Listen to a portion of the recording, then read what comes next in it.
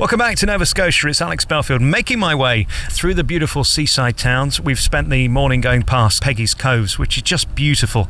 And then we made our way to Lunenburg, to the Fisheries Museum of the Atlantic, on this glorious sunny day with Bonnie. How are you? Very good, thank you. Thank you for having us here today at the museum. I mean, this is just glorious, isn't it? It's so picturesque, so beautiful, and so friendly. Thank you. Tell me about the museum. Who comes here, and what's the purpose of it being here? Well, actually, it's here to depict the lifestyle of the fishermen from Lunenburg town and why we have such a beautiful little town here. They always say that Lunenburg was grown on a fish hook, and how true it is. So we have people from all over the world, actually, who come here and who visit us every summer, and we're also glad to see them.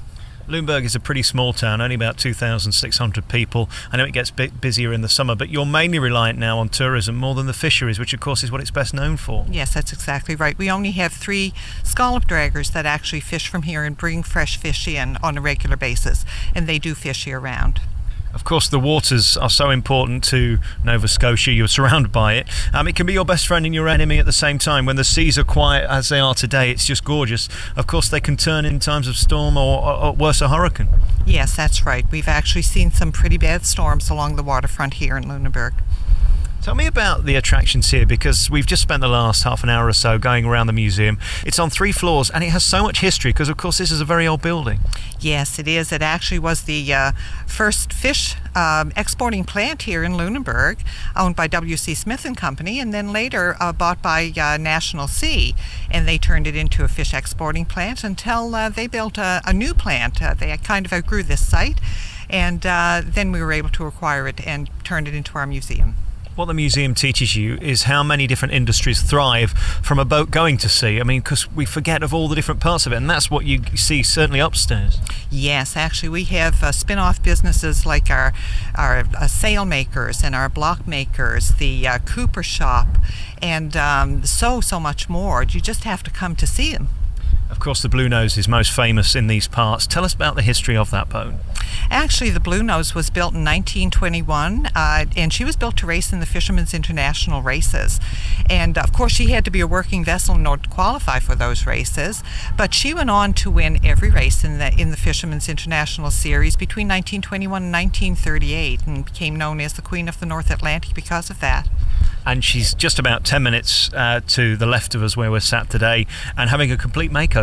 Absolutely. She's history in the making right now, and we hope to have her sailing by next summer. What will they do with her? Have tours, or will she be a working boat again? She's actually our ambassador, so she represents Nova Scotia wherever she travels. And she's working in the fact that she offers tours and just visitation to the vessel itself when she's in different ports. If people are lucky enough to drive through Nova Scotia, as I've done today, and see these beautiful villages as you go past these little seaside towns, stopping here is a must, really, because of the restaurants and the views. Let's talk about the restaurants first. I suppose you're not going to get any fresher fish than here in Lunenburg. People rave about it. They really do. They come from all over, and they say that really the seafood is the best here that they've ever tasted. We've got a lot of different seafood restaurants here, as well as Canadian dining as well. So, there's everything for everyone. The nearest thing I can think to compare Lunenburg to is Cornwall in England, which is just very remote villages that are so beautiful and traditional. That's the thing. You're not going to see McDonald's in the middle of here, are you? No, you are not. You might see a Subway, though. Yes, I did notice they were here. The roads as well, very, very quiet. So easy to navigate Nova Scotia, isn't it? I mean, there aren't that many people, and really modern roads. Yes, the road system here is really good. We have the 100 Series Highway that does most of the, brand, and then they branch off from the 100 Series Highway, so you get good transportation all the way through. I know they do lighthouse tours here, don't they? And they recommend that you go from one to the next. And they're pieces of work in themselves, aren't they? They are, because that's where you're going to really see the beauty of this little province. And they say that when you're in Nova Scotia, no matter where you are, you're less than an hour from the ocean. And of course I'll be going whale watching later on in the week, which I'm so looking forward to, but you can go from here as well, and it's not that far away. No, actually it's right down at the end of our wharf, and they tell me that they've seen fin whales, minke whales, and a blue whale out here this year so far, so that's pretty impressive. Wow, and what a sight. I can't wait to do that. Coming here is really so important because you realise the history of the boats and how it sustained these places for hundreds of years. People have been kept alive and fed by these boats that sustain the economy. Yes, that's exactly right. So unfortunately, we don't do a whole lot of that anymore, but it's still available to do if that could be done. So. And again, you've got 2 boats here that people get to go on and look around. Tell us about the history of these boats. Actually, we have 2 wonderful vessels here. We've got our saltbank schooner, the Teresa E. Connor, and she actually was built in 1938, and her last fishing trip was in 1962, and she fished with dories.